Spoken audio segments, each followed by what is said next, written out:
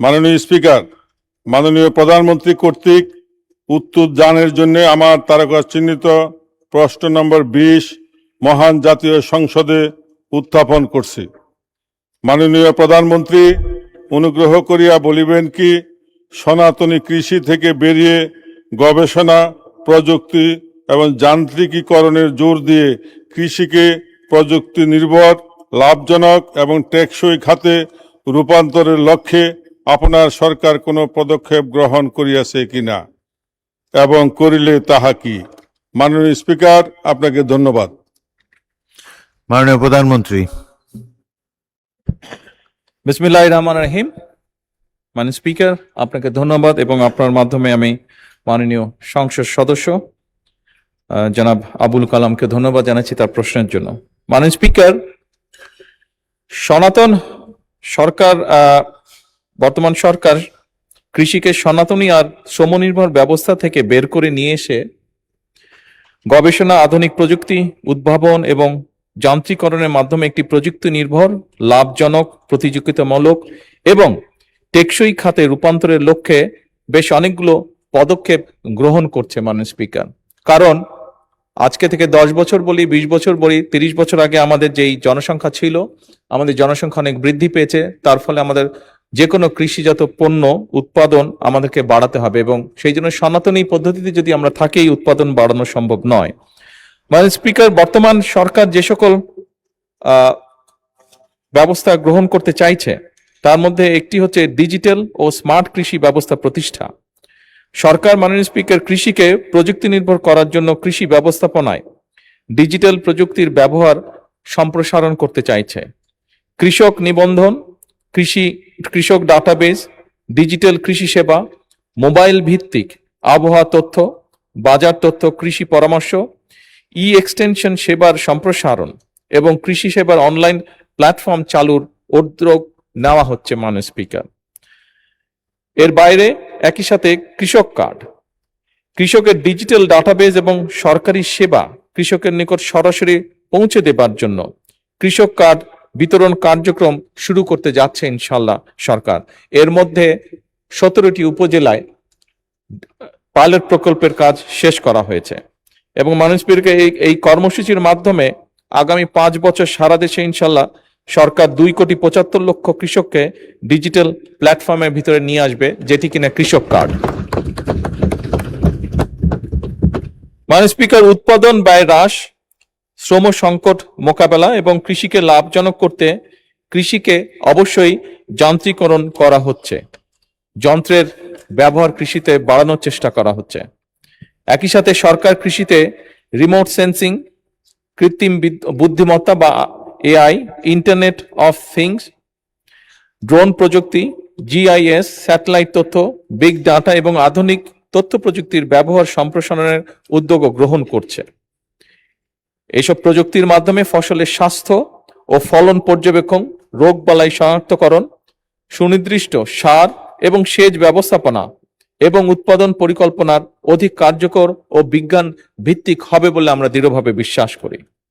মাননীয় স্পিকার, আধুনিক প্রযুক্তি এবং তথ্য নির্ভর প্রিসিশন এগ্রিকালচার চালু করে উৎপাদন যে খরচ সেটি কমানো এবং কৃষকের আয় বৃদ্ধি করা অন্যতম একটি লক্ষ্য আমাদের।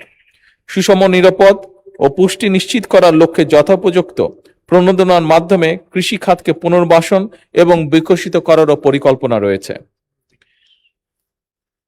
একই সাথে মাননীয় স্পিকার, দেশের কোন এলাকায় কোন সময় কোন ফসল ভালো হবে, কি পরিমাণ সার লাগবে, আবহাওয়ার পূর্বাভাস ইত্যাদি সংক্রান্ত পরামর্শ প্রদান করা হচ্ছে এবং এটিকে আরো অর্গানাইজ করা হবে কৃষক কার্ডের মাধ্যমে। সরকার রাসায়নিক সারের উপরে নির্ভরতা কমিয়ে জৈব সার, বায়ো ফার্টিলাইজার এবং পরিবেশ বান্ধব কৃষি প্রযুক্তির ব্যবহার বৃদ্ধি করারও উদ্যোগ গ্রহণ করেছে। জলবায়ু পরিবর্তনের প্রভাব মোকাবেলায় কৃষিকে জলবায়ু স্মার্ট এবং অভিযোজন সক্ষম খাতে রূপান্তর করা হবে। সরকারের উপরোক্ত পদক্ষেপ গ্রহণের ফলে মাননীয় স্পিকার, কৃষি আরো উৎপাদনশীল, লাভজনক, রফতানিমুখী এবং টেকসই খাতে পরিণত হতে যাচ্ছে ধীরে ধীরে, যা আধুনিক অর্থনৈতিক উন্নয়ন এবং খাদ্য নিরাপত্তা নিশ্চিতকরণে ইনশাআল্লাহ গুরুত্বপূর্ণ অবদান রাখবে। ধন্যবাদ মাননীয় স্পিকার। ধন্যবাদ মাননীয় প্রধানমন্ত্রী। মাননীয় সদস্য মোহাম্মদ আবুল কালাম, আপনি একটি সম্পূরক প্রশ্ন উত্থাপন করতে পারেন।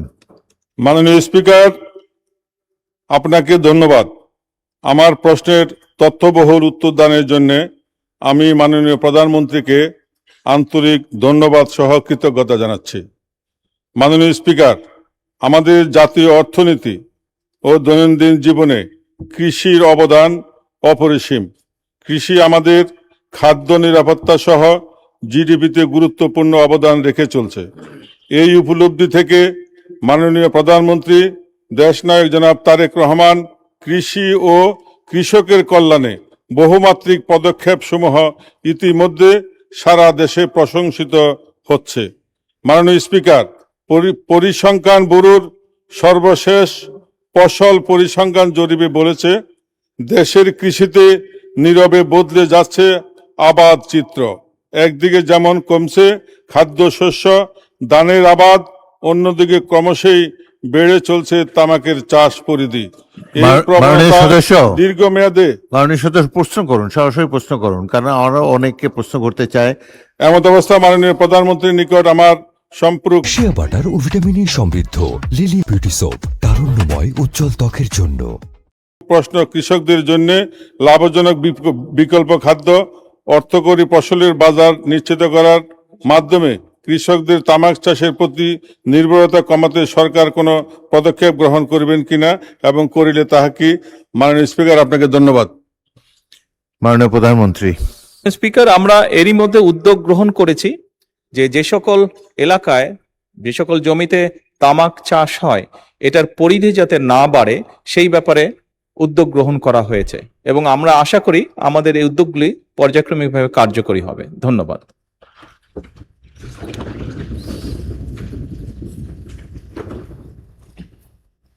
একটি সম্পূরক প্রশ্ন করতে পারেন মোসাম্মদ শাম্মী আক্তার, মহিলা আসন 22। মাননীয় স্পিকার, আপনাকে ধন্যবাদ। অ্যাকচুয়ালি আমি শিক্ষার উপরে প্রশ্নটা করতে চাচ্ছিলাম। মাননীয় প্রধানমন্ত্রী, আপনার ঘোষণা অনুযায়ী সারা দেশে প্রাইমারি স্কুল শিক্ষার্থীদের স্কুল ড্রেস প্রদানের যে পরিকল্পনা রয়েছে তাতে হবিগঞ্জ 4 নির্বাচনী এলাকার চুনারুঘাট ও মাধবপুর উপজেলা অন্তর্ভুক্ত করা হইবে কিনা, হইলে তাহা কবে নাগাদ? ধন্যবাদ আপনাকে। মাননীয় প্রধানমন্ত্রী, এটা তো অন্য প্রশ্ন, যেই এটা সম্পূরক প্রশ্ন তো হলো না। স্পিকার, যেহেতু আমাদের একজন সংসদ সদস্য প্রশ্নটি জিজ্ঞেস করেছেন, আমি সংক্ষিপ্তভাবে উত্তরটা দিচ্ছি। জি, দেন উত্তর। মাননীয় সংসদ সদস্য, আপনার প্রশ্নের উত্তরে আমরা এতটুকু বলতে পারি, আপনি যেটা বলেছেন আমরা ক্লাস 1 থেকে ক্লাস 5 পর্যন্ত প্রাইমারি স্কুলের বাচ্চাদেরকে স্কুল ড্রেস প্রদানের পরিকল্পনা গ্রহণ করেছি। একই সাথে আমরা তাদেরকে স্কুল ব্যাগও দিব। এবং আপনি আপনার এলাকার কথা উল্লেখ করেছেন, আমি যতটুকু বুঝতে পেরেছি। আমি এখানে সকল সংসদ সদস্যকে আশ্বস্ত করে বলতে চাই, আমরা পর্যায়ক্রমিকভাবে সমগ্র বাংলাদেশের সরকারি প্রায় 65,000 প্রাথমিক বিদ্যালয় আছে। এই 65,000 প্রাথমিক বিদ্যালয়ে প্রায় 1,20,00,000 মতন বাচ্চা আছে। আমরা পর্যায়ক্রমিকভাবে ক্লাস 1 থেকে 5 পর্যন্ত 1,20,00,000 বাচ্চাকেই আমরা এইটার ভেতরে, এই পরিকল্পনার ভিতরে নিয়ে আসবো পর্যায়ক্রমে। সেই জন্য সকল সংসদ সদস্যের এলাকাতেই আমরা যাব ইনশাল্লাহ এবং সকল বাচ্চাদের কাছেই আমরা পৌঁছানোর চেষ্টা করব। ধন্যবাদ। মাননীয় সদস্য কামরুল হাসান, ময়মনসিংহ 6।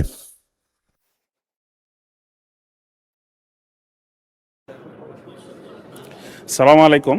মাননীয় স্পিকার, আপনাকে ধন্যবাদ আমাকে সুযোগ দেওয়ার জন্য। আমি আমার নির্বাচনী এলাকা ময়মনসিংহ 6 ফুলবাড়িয়ায় প্রচুর পরিমাণে লেবু, আনারস এবং কাঁঠাল উৎপাদন হয় এবং বিপুল একটা বাজার, বিশাল একটা বাজার সেখানে।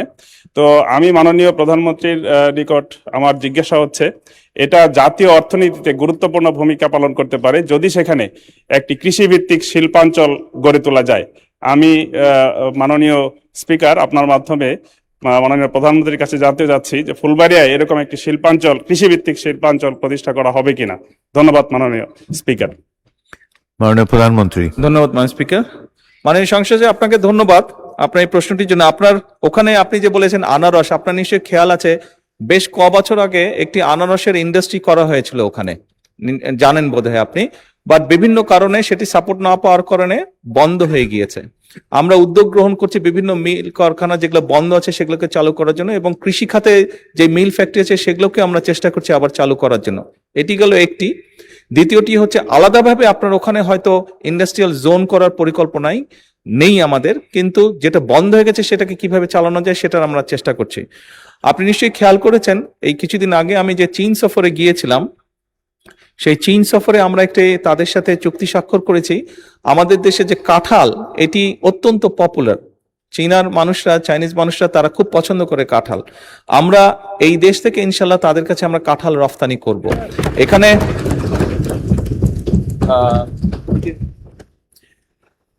এখানে আরেকটি কথা মাননীয় স্পিকার আমি প্রসঙ্গক্রমে বলি। এখানে চীনের যাবার আগে আমি মালয়েশিয়াতে গিয়েছিলাম এবং মালয়েশিয়ান প্রধানমন্ত্রী জনাব আনোয়ার ইব্রাহিম কথা প্রসঙ্গে আমাকে জানিয়েছেন ওনাদের ওখানে একটি ফল হয় দুরিয়ান, দেখতে অনেকটা কাঁঠালের মতন, কাঁঠালের কাজিন। কথা প্রসঙ্গে উনি আমাকে জানিয়েছেন যে মালয়েশিয়া প্রতি বছর চায়নাতে $1 বিলিয়ন দুরিয়ান এক্সপোর্ট করে। তো তারা যদি পারে নিশ্চয়ই ইনশাল্লাহ কাঁঠালও আমরা পারবো এক্সপোর্ট করতে, এবং কাঁঠাল এক্সপোর্টের মাধ্যমে আমরা নিশ্চয়ই ইনশাল্লাহ বড় একটি বৈদেশিক মুদ্রা অর্জন করতে সক্ষম হব। ধন্যবাদ মাননীয় স্পিকার। তারকা চিহ্নিত প্রশ্ন 21, প্রশ্নটি করেছিলেন এসকে আজিজুল বারী, খুলনা 4। তিনি অনুপস্থিত। তার পরিবর্তে প্রশ্নটি উত্থাপন করবেন ABM মোশাররফ হোসেন, পটুয়াখালী। ধন্যবাদ মাননীয় স্পিকার। আমি ABM মোশাররফ হোসেন, পটুয়াখালী 4 সংসদ সদস্য, খুলনা 4 থেকে নির্বাচিত সংসদ সদস্য এসকে আজিজুল বারীর পক্ষে মাননীয় প্রধানমন্ত্রীর কাছে আমি প্রশ্নটি উত্থাপন করছি। মাননীয় প্রধানমন্ত্রী অনুগ্রহ করিয়া বলিবেন কি, ক, বিগত আওয়ামী লীগ সরকারের আমলে দেশের শেয়ার মার্কেটের ধারাবাহিক পতনের প্রধান কারণগুলি কি কি ছিল? শেয়ার মার্কেটের ধারাবাহিক পতন ঘটাইয়া হাজার হাজার বিনিয়োগকারীদের নিঃস্ব করিবার জন্য যাহারা দায়ী তাহাদের চিহ্নিত করা সহ তাদের বিরুদ্ধে আইনানুগ ব্যবস্থা গ্রহণের পরিকল্পনা সরকারের আছে কি না? এবং খ, শেয়ার মার্কেটের স্থিতিশীলতা ফিরাইয়া আনা সহ বিনিয়োগকারীদের আস্থা পুনরুদ্ধারের জন্য সরকার কি কোনো কার্যকরী পদক্ষেপ গ্রহণ করবেন? করিলে তাহা কি? ধন্যবাদ মাননীয় স্পিকার। মাননীয় প্রধানমন্ত্রী। ধন্যবাদ মাননীয় সংসদ সদস্য আপনাকে আপনার প্রশ্নের জন্য। বিগত স্বৈরাচার ফ্যাসিবাদ সরকারের আমলে দেশের শেয়ার বাজারের ধারাবাহিক পতনের কারণ উদ্ঘাটনের লক্ষ্যে বিভিন্ন সময় বিভিন্ন বিশেষজ্ঞ, বিনিয়োগকারী সংগঠন এবং বিভিন্ন তদন্তকারী সংস্থার কার্যক্রম পরিচালনা করেছে। পরিচালিত কার্যক্রমে শেয়ার বাজারের ধারাবাহিক পতনের পিছনে কতগুলো কারণ আমরা পেয়েছি, কারণ সক্রিয় ছিল। কারণগুলি নিম্নরূপ, যেমন বাজার কারসাজি এবং কৃত্রিমভাবে শেয়ারের দাম বাড়ানো কমানো। এরপরে কিছু কোম্পানির IPO ও বন্ড ইস্যুতে বিভিন্ন রকম অনিয়ম। এরপর নিয়ন্ত্রক সংস্থা দীর্ঘমেয়াদী দুর্বল তদারকি এবং সময় মতন ব্যবস্থা গ্রহণ না করা।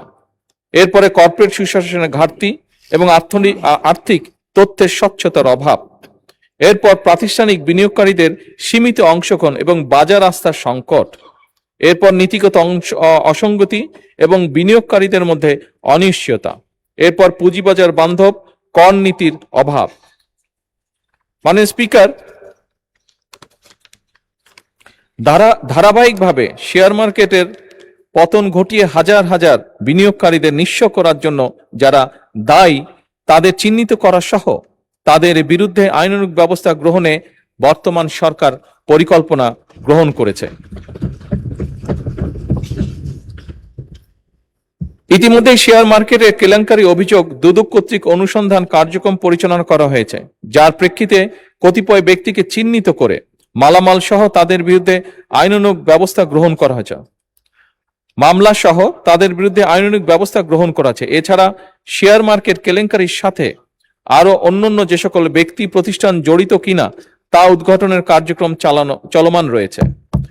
মাননীয় স্পিকার, ইতিমধ্যে শেয়ার মার্কেট কারসাজি, অনিয়ম ও দুর্নীতিগ্রস্ত ব্যক্তি এবং প্রতিষ্ঠানের বিরুদ্ধে Bangladesh securities and exchange commission কর্তৃক শাস্তিমূলক ব্যবস্থা হিসাবে 1497 কোটি টাকা অর্থদণ্ড আরোপ করা হয়েছে। এছাড়া দায়ী বিভিন্ন প্রতিষ্ঠান এবং ব্যক্তিদের চিহ্নিতকরণে গঠিত তদন্ত কমিটির গঠন এবং প্রদত্ত প্রতিবেদনের ভিত্তিতে ব্যবস্থা গ্রহণের জন্য দুর্নীতি দমন কমিশনে প্রেরণ করা হয়েছে। মাননীয় স্পিকার, বর্তমান সরকার শেয়ার মার্কেটের স্থিতিশীলতা ফিরিয়ে আনা সহ বিনিয়োগকারীদের আস্থা পুনরুদ্ধারের জন্য বদ্ধপরিকর। সরকার ইতিমধ্যে বিনিয়োগকারীদের আস্থা বৃদ্ধিতে সুশাসন, স্বচ্ছতা, জবাবদিহিতা, পণ্যের বৈচিত্র্যকরণের মাধ্যমে বাজারের গভীরতা বৃদ্ধি, বিনিয়োগ শিক্ষার প্রসার ইত্যাদির মাধ্যমে উন্নত এবং টেকসই পুঁজিবাজার গঠনের উদ্যোগ গ্রহণ করেছে।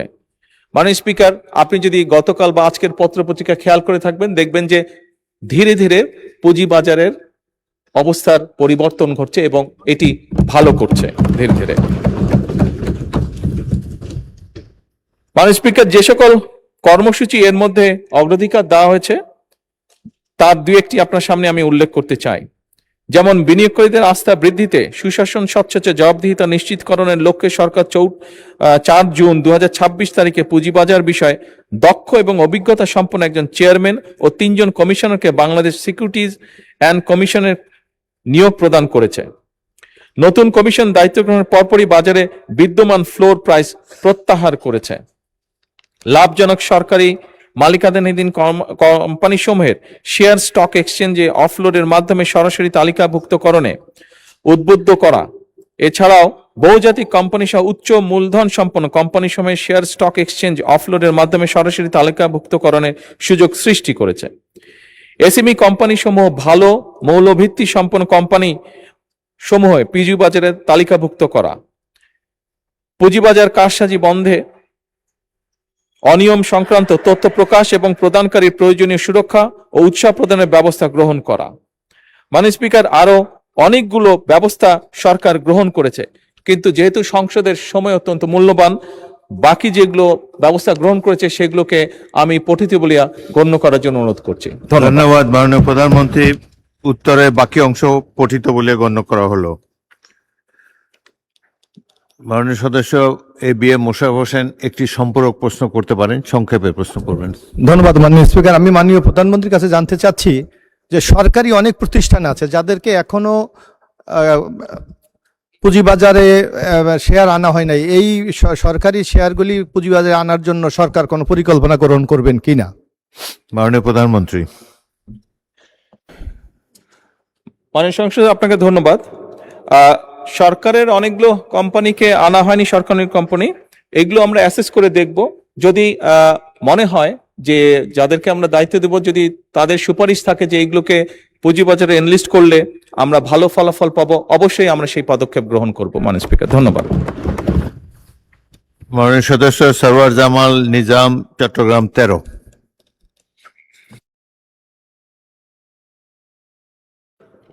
আপনাকে অশেষ ধন্যবাদ। মাননীয় স্পিকার, আপনি জানেন দেশনেত্রী বেগম খালেদা জিয়ার সময় চট্টগ্রামকে বাণিজ্যিক রাজধানী ঘোষণার সাথে সাথে চট্টগ্রামও একটা পুঁজিবাজারের খোলা হয়েছে, স্টক এক্সচেঞ্জ খোলা হয়েছে। এবং আপনারা জানেন চট্টগ্রাম বাণিজ্যিক রাজধানী হিসাবে সেই সময় আমাদের বর্তমান অর্থমন্ত্রী যথেষ্ট অবদান ছিল, ওনার এটা খোলা হয়েছিল। কিন্তু বর্তমানে যে চট্টগ্রামের পুঁজিবাজার এবং ঢাকা পুঁজিবাজারের মধ্যে বিরাট বৈষম্য, এই বৈষম্য দূরীকরণ না করলে চট্টগ্রামের পুঁজিবাজারটা আস্তে আস্তে স্থগিত হয়ে যাচ্ছে এবং যে বৈষম্য আছে সেই বৈষম্য অচিরেই দূর করা হবে কিনা সেই জন্য আমি মাননীয় প্রধানমন্ত্রীর কাছে জানতে চাচ্ছি। ধন্যবাদ মাননীয় মাননীয় প্রধানমন্ত্রী, চট্টগ্রাম এবং ঢাকার বৈষম্য দূর হবে কিনা?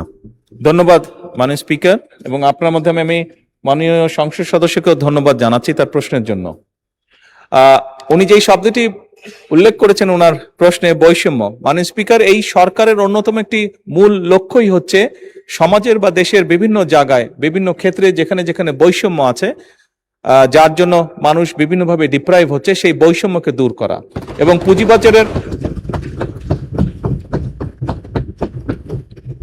পুঁজিবাজারের ক্ষেত্রেও এই বিষয়টি প্রযোজ্য। মাননীয় স্পিকার, আমি একটু আগে মূল প্রশ্নের উত্তরে আমি বলেছিলাম যে আমরা কয়েকজন বিশেষজ্ঞ ব্যক্তিকে দায়িত্ব দিয়েছি, নিযুক্ত করা হয়েছে তাদেরকে সিকিউরিটি এক্সচেঞ্জে, এবং অবশ্যই আমরা আশা করি যে তারা আমাদেরকে সঠিক পরামর্শ দিবেন, যার ভিত্তিতে শুধু ঢাকা নয়, চিটাগং স্টক এক্সচেঞ্জকেও আমরা ইনশাল্লাহ শক্তিশালী স্টক এক্সচেঞ্জে রূপান্তর করতে পারবো। ধন্যবাদ। মাননীয় সদস্য আব্দুল হান্নান মাসুদ, নোয়াখালী 6। মাননীয় স্পিকার, আপনাকে ধন্যবাদ। মাননীয় স্পিকার, আপনার মাধ্যমে মাননীয় প্রধানমন্ত্রীর কাছে প্রশ্ন রাখতে চাই। বাংলাদেশের কয়েক ডজন বীমা কোম্পানি যারা বিভিন্ন প্রতারণামূলক অফার দিয়ে মানুষের বীমার টাকা আত্মসাৎ করেছে এবং আওয়ামী লীগ সময়ে লক্ষ লক্ষ কোটি টাকা বীমা কোম্পানিগুলা থেকে তারা লুটপাট করে নিয়েছে। এই বীমা কোম্পানিগুলোর ব্যাপারে এবং মানুষ যারা এখানে অর্থ জমা রেখেছে সেগুলা পুনরুদ্ধারে সরকার কোনো উদ্যোগ নেবে কিনা। আমার উপজেলা সহ সারা বাংলাদেশে এরকম লক্ষ লক্ষ ক্ষতিগ্রস্ত মানুষ রয়েছেন যাদের টাকা বীমা কোম্পানিগুলো আত্মসাৎ করেছে। ধন্যবাদ মাননীয় স্পিকার। মাননীয় প্রধানমন্ত্রী। মাননীয় স্পিকার, ধন্যবাদ আপনাকে এবং আপনার মাধ্যমে আমি সংসদ সদস্যকেও ধন্যবাদ জানাচ্ছি তার প্রশ্নের জন্য। নিশ্চয়ই সংসদ সদস্য আপনার ধারণা আছে, মাননীয় সংসদ সদস্য আপনার ধারণা আছে যে এই যে সকল যে বীমা কোম্পানি এটার যে একটা হেড আছে তাকে ইডরা বলে এবং আপনি নিশ্চয়ই অবগত আছেন যে ইডরা নতুন একজন চেয়ারম্যান নিযুক্ত করা হয়েছে। আপনার যে অভিযোগ আপনি তুললেন, অলরেডি এর ভিতরেই চেয়ারম্যান এটি ইনভেস্টিগেশন করছে, এরকম যেগুলো কমপ্লেন হচ্ছে সবগুলো ইনভেস্টিগেশন করছে। ইনভেস্টিগেশনটা কমপ্লিট হলে তখন আইন অনুযায়ী আমরা ব্যবস্থা গ্রহণ করতে পারবো। ধন্যবাদ মাননীয় স্পিকার। তারকা চিহ্নিত প্রশ্ন 22, মাননীয় সদস্য মোহাম্মদ জাহিদুল ইসলাম দলু, নওগাঁ 5। আপনি প্রশ্নটি পাঠ করে উত্থাপন করুন। মাননীয় স্পিকার, আপনাকে ধন্যবাদ। আমি আপনার মাধ্যমে মাননীয় প্রধানমন্ত্রীকে অনুগ্রহ করিয়া বলিবেন কি, দেশের নতুন শিক্ষা কার্যক্রম বাস্তবায়ন, শিক্ষকদের গুণগত প্রশিক্ষণ নিশ্চিতকরণ এবং বিদ্যালয় সমূহের অবকাঠামো উন্নয়ন এবং ঝরিয়া পড়া শিক্ষার্থীদের হার শূন্যে আনিতে বাজেটের শিক্ষা খাতে বিশেষ কোনো অগ্রাধিকারমূলক বরাদ্দ আছে কিনা? ধন্যবাদ। মাননীয় প্রধানমন্ত্রী। ধন্যবাদ মাননীয় স্পিকার। ধন্যবাদ মাননীয় সংসদ সদস্য আপনার প্রশ্নের জন্য। দেশের শিক্ষাক্রম বাস্তবায়নে শিক্ষকদের যে গুণগত প্রশিক্ষণ নিশ্চিতকরণ, বিশ্ববিদ্যালয় সমূহের অবকাঠামোগত উন্নয়ন এবং শিক্ষার্থীদের অংশগ্রহণ বৃদ্ধি এবং বিশেষ করে ঝরে পড়া রোধে অর্থাৎ শিক্ষা খাতের সার্বিক উন্নয়নে সরকার 2026 এবং 27 অর্থ বছরে বাজেটে শিক্ষা খাতে বরাদ্দ বৃদ্ধি করে প্রথমবারের মতন জিডিপির 2% উন্নীত করেছে।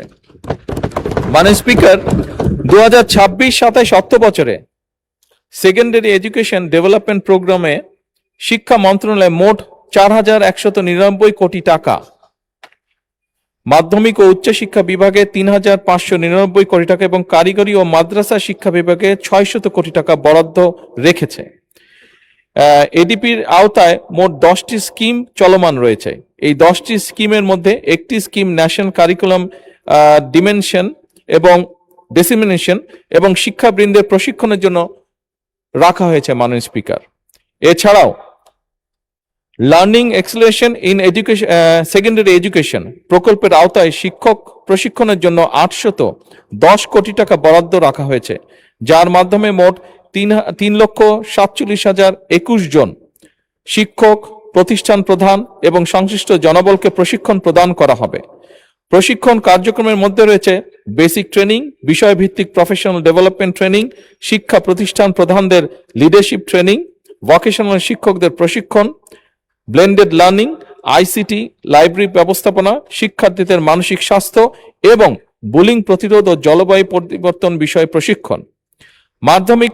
মাধ্যমিক পর্যায়ের শিক্ষা প্রতিষ্ঠানের অবকাঠামো উন্নয়নে 2026-27 অর্থ বছরে পরিচালন বাজেটে 3040 কোটি টাকা বরাদ্দ করা হয়েছে, যার মধ্যে মাধ্যমিক ও উচ্চশিক্ষা বিভাগে 2196 কোটি টাকা এবং কারিগরি ও মাদ্রাসা শিক্ষা বিভাগের অনুকূলে 844 কোটি টাকা বরাদ্দ রাখা হয়েছে।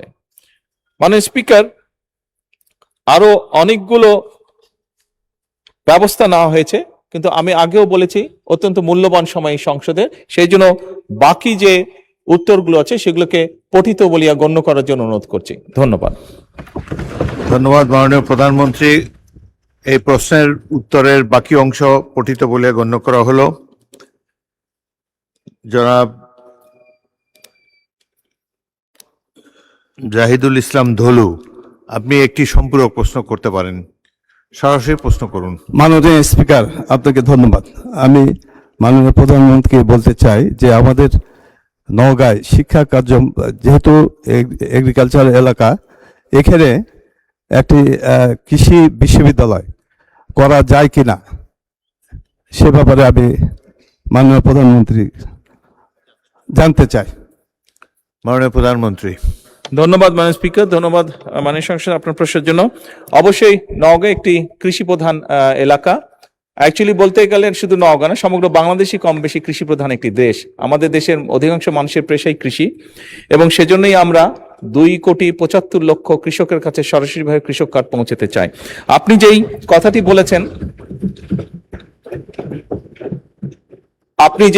বলেছেন, আপনি আপনার অবস্থান থেকে আপনি যদি সরকারের কাছে একটি আমাদের সরকারের কাছে, শিক্ষা মন্ত্রণালয়ের কাছে বা কৃষি মন্ত্রণালয়ের কাছে যদি আপনি একটি আবেদন দেন এই উপলক্ষে, আমরা বিষয়টি অবশ্যই পরিচালনা করব এবং যদি সম্ভব হয় অবশ্যই সেখানে আমরা এই প্রতিষ্ঠানটি স্থাপন করব। ধন্যবাদ। মোহাম্মদ আবুল হাসনাত, কুমিল্লা 4। ধন্যবাদ মাননীয় স্পিকার। মাননীয় প্রধানমন্ত্রীকে ধন্যবাদ জানাচ্ছি সেকেন্ডারি এডুকেশন ডেভেলপমেন্ট প্রোগ্রাম হাতে নেওয়ার জন্য, একই সাথে সাথে learning acceleration program in secondary education হাতে নেওয়ার জন্য। মাননীয় স্পিকার, আপনার মাধ্যমে আমার প্রশ্নটি হচ্ছে, একটা বিশ্ববিদ্যালয়ের শিক্ষার্থী অথবা যারা চাকরি প্রার্থীরা যখন প্রাথমিক বিদ্যালয়ে শিক্ষক হিসাবে চাকরি করতে যান, তখন সেখানে 11,000 টাকা বেসিক দিয়ে শুরু করেন বর্তমান প্রেক্ষাপটে। অর্থাৎ এই চাকরিটা হচ্ছে 13 গ্রেডের চাকরি এবং 3য় শ্রেণীর। একজন যখন সেকেন্ডারি এডুকেশনে চাকরি করতে যান তখন বেসিক বেতন পান 16,000 টাকা। এটা 10ম গ্রেডের এবং 2য় শ্রেণীর চাকরি। আমাদের দেশের প্রাথমিক শিক্ষা এবং মাধ্যমিক শিক্ষা এই দুইটা হচ্ছে ফিডার ইনস্টিটিউশন। আমরা যদি ভালো শিক্ষার্থী ফিডার ইনস্টিটিউশন থেকে আমরা টারশিয়ারিতে পাঠাতে পারি, তাহলে সেখানে একটা রিসার্চ বেসড আমরা একটা আউটকাম পাবো। মাননীয় প্রধানমন্ত্রীর কাছে আমার প্রশ্ন, বর্তমান বাস্তবতায় 11,000 টাকা বেসিক এবং 16,000 টাকা বেসিক দিয়ে এই আসলে শিক্ষক হতে আগ্রহ নিয়ে এসে এখানে আসলে দিন শেষে সার্ভাইভ করা খুব কঠিন হয়ে যায়। সেজন্য প্রাথমিক এবং মাধ্যমিক শিক্ষকদের বর্তমান প্রেক্ষাপটে, আপনিও বিদেশে দীর্ঘদিন থেকে এসেছেন, আপনি সেখানে শিক্ষা প্রতিষ্ঠানগুলো দেখেছেন, সেই বাস্তবতায় আমরা এই ফিডার ইনস্টিটিউশনগুলোর শিক্ষকদের মান উন্নয়নের জন্য, তাদের বেতন বৃদ্ধির জন্য, যাতে করে বেশি বেশি মানুষ বা শিক্ষার্থী এই ধরনের চাকরিগুলি করতে আগ্রহী হয়, সেটার জন্য আপনার বিশেষ কোনো পরিকল্পনা রয়েছে কিনা সেটি জানতে চাচ্ছি মাননীয় স্পিকার। মাননীয় প্রধানমন্ত্রী। মাননীয় স্পিকার, আপনাকে ধন্যবাদ এবং জনাব হাসনাত আপনাকেও ধন্যবাদ আপনার প্রশ্নের জন্য। আপনি নিশ্চয়ই খেয়াল করেছেন এই বাজেট সেশনে আপনি উপস্থিত ছিলেন, এবং আমার এই প্রথম প্রশ্ন যেটা ছিল মূল প্রশ্ন, সেখানে আমি বলেছি যে এই বাজেটে টোটাল জিডিপি 2% আমরা শিক্ষার জন্য রেখেছি। এবং শুধু তাই নয়, আমাদের যেটি পরিকল্পনা আছে, আমরা পরিকল্পনা মতন যদি আগাতে পারি, ইনশাল্লাহ আমরা শিক্ষা খাতে বাজেট 5 বছর শেষে 5% নিয়ে যেতে চাই। এবং অবশ্যই এগুলো আমরা যখন দেখেছি, স্বৈরাচারের সময় শুধু বিল্ডিং হয়েছে কিন্তু হিউম্যান রিসোর্সের কোনো উন্নতি হয় নাই। আমি আপনার সাথে সম্পূর্ণ একমত যে আমরা যদি আমাদের প্রাইমারি এবং সেকেন্ডারি এই শিক্ষকদেরকে যদি আমরা সঠিকভাবে ট্রেনিং দিতে না পারি, কিন্তু শুধু ট্রেনিং না, ট্রেনিং এর সাথে তাদেরকে তাদের সম্মানীয় যদি বৃদ্ধি করতে না পারি, তাহলে অবশ্যই আমরা প্রত্যাশা করি না যে তারা ভালো কিছু ডেলিভার করতে পারবেন।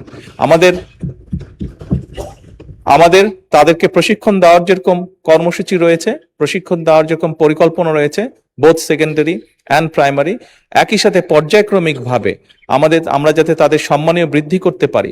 আমরা অনেক সময় দেখি যে প্রাইমারি স্কুলের টিচাররা, এই সংসদে দাঁড়িয়েও আমি বলেছি যে অনেক সময় আমরা এখনো দেখি যে প্রাইমারি স্কুলের শিক্ষকরা তাড়াতাড়ি করে ক্লাস করিয়ে হয়তো আরেকটি একটি কোনো জবে অথবা কৃষিকার্যে যেটাই হোক একটি সেকেন্ড জবে তাকে যেতে হয়, তা না হলে তার জন্য সংসার চালানো কষ্টকর হয়ে যায়। সেকেন্ডারি স্কুলের ক্ষেত্রে আমরা অনেক শিক্ষকের ক্ষেত্রেই দেখেছি এরকম ঘটনা ঘটে। এই কাজটি যাতে তাদের না করতে হয় এবং তারা যাতে সঠিকভাবে তাদের সময় এবং তাদের মেধা শিক্ষার্থীদের পেছনে ব্যয় করতে পারেন, সেই জন্য তাদের সম্মানই বাড়ানো প্রয়োজন বলে আমরাও মনে করি। এবং পর্যায়ক্রমিকভাবে পর্যায়ক্রমিকভাবে আমরা এই কাজটি ইনশাল্লাহ করব এই দেশে। ধন্যবাদ মাননীয় স্পিকার। মাননীয় সদস্য হেলেন জেরিন খান মাদারীপুর, প্রধানমন্ত্রী যে উত্তর দিয়েছেন সেই সম্পর্কে সম্পূরক প্রশ্ন করবেন। মাননীয় স্পিকার, আপনাকে ধন্যবাদ। মাননীয় প্রধানমন্ত্রীর কাছে আমার প্রশ্ন হলো, যখনই বিএনপি ক্ষমতায় আসে তখনই দেখা যায় নারীর উন্নয়ন, নারী শিক্ষা, নারী জাগরণে যুগান্তকারী ভূমিকা রাখে। এবারও আমরা দেখেছি মাননীয় প্রধানমন্ত্রী, বিশেষ করে দেশনেত্রী বেগম খালেদা জিয়া ম্যাট্রিক এবং ইন্টারমিডিয়েট পর্যন্ত যে অবৈতনিক শিক্ষা ব্যবস্থা চালু রেখেছিলেন সেটা আবার ডিগ্রি পর্যন্ত নিয়ে গিয়েছেন। সেই জন্য ব্যক্তিগতভাবে ধন্যবাদ দিচ্ছি। আমি যে প্রশ্নটি করতে চাই মাননীয় প্রধানমন্ত্রীকে, মাননীয় প্রধানমন্ত্রী, আমি 91 থেকে 96 পর্যন্ত এদেশের সর্ববৃহৎ মহিলা কলেজ ইডেন বিশ্ববিদ্যালয় কলেজের নির্বাচিত ভিপি ছিলাম এবং সেই সময় আমি মাননীয় শিক্ষামন্ত্রী এবং মাননীয় প্রধানমন্ত্রী দেশনেত্রী বেগম খালেদা জিয়ার সাথে আমি কথাও বলেছিলাম এবং সেই সময় অসংখ্য দেশনেত্রী বেগম খালেদা জিয়ার নেতৃত্বে ইডেন কলেজকে বিশ্ববিদ্যালয় করবার জন্য সকল প্রস্তুতি সম্পূর্ণ হয়েছিল। শুধুমাত্র রাজনৈতিক অস্থিরতার কারণে ওই সময় ডিক্লারেশনটা দেওয়া হয় নাই। এখন আমি বলতে চাই মাননীয় প্রধানমন্ত্রীর কাছে আমার বিনীত আবেদন যে এখন ইডেন কলেজে প্রায় 23,000 ছাত্রী লেখাপড়া করছে, ওই কলেজটিকে বিশ্ববিদ্যালয় করার কোনো পদক্ষেপ নেবেন কিনা। এই ব্যাপারে মাননীয় স্পিকার আপনারও সমর্থন চাচ্ছি, কারণ আপনার সহধর্মিনী মহিষী নারী বিশিষ্ট শিক্ষাবিদ দিলারা হাফিজ আপা ওই কলেজের প্রিন্সিপাল ছিলেন, কাজে আপনি ওই ব্যাপারে অবগত আছেন। মাননীয় স্পিকার, আপনাকে ধন্যবাদ। মাননীয় প্রধানমন্ত্রী। ধন্যবাদ মাননীয় স্পিকার। ধন্যবাদ মাননীয় সংসদ সদস্য আপনার প্রশ্নের জন্য। আপনার প্রশ্নের একদম প্রিসাইজ উত্তরটি আমার কাছে নেই, এটা খুব সম্ভব আমাদের শিক্ষামন্ত্রী ওনার কাছে থাকবে। এই বিষয়ে কি পরিকল্পনা আছে? জি, কয়েকটা নিয়ে একটা হয়েছে, সেই জন্য একদম প্রিসাইজ উত্তরটা শিক্ষামন্ত্রী সঠিকভাবে দিতে পারবেন বলে আমি মনে করি। তবে ওভারঅল আপনাকে আমি যেটা বলতে পারি, অবশ্যই সকল সময় বিএনপি সরকারের অন্যতম অনেকগুলো পরিকল্পনার অন্যতম একটি মূল পরিকল্পনা ছিল নারীর শিক্ষাকে প্রায়োরিটি দেওয়া।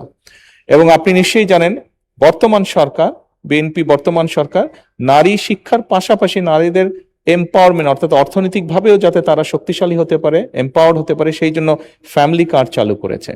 এবং আমরা একই সাথে আরেকটি পরিকল্পনা যেটা গ্রহণ করেছি, যেটি বিএনপি সরকার দেশনেত্রী খালেদা জিয়া সরকার করেছিলেন, মেয়েদের শিক্ষা ব্যবস্থা ইন্টারমিডিয়েট পর্যন্ত ফ্রি করেছিলেন। আমরা এবার অনার্স পর্যন্ত মেয়েদের শিক্ষা ব্যবস্থা ফ্রি করতে চাই, ডিগ্রি বা অনার্স পর্যন্ত। আজকে আমাদের সাথে গ্যালারিতে অনেক নারী শিক্ষার্থী উপস্থিত আছে, তারাও সরাসরি এই সংসদ অধিবেশনটি দেখছে। এবং শুধু তাই নয়, আমরা অনার্স পর্যন্ত যে নারীদের শিক্ষা ব্যবস্থা ফ্রি করব, তাদের মধ্যে যারা ভালো রেজাল্ট করবে তাদেরকে আমরা স্কলারশিপ দিতে চাই, এটাও আমরা করতে চাই। ধন্যবাদ মাননীয় স্পিকার। শিয়া বাটার ও ভিটামিন ই সমৃদ্ধ লিলি বিউটি সোপ, তারুণ্যময় উজ্জ্বল ত্বকের জন্য।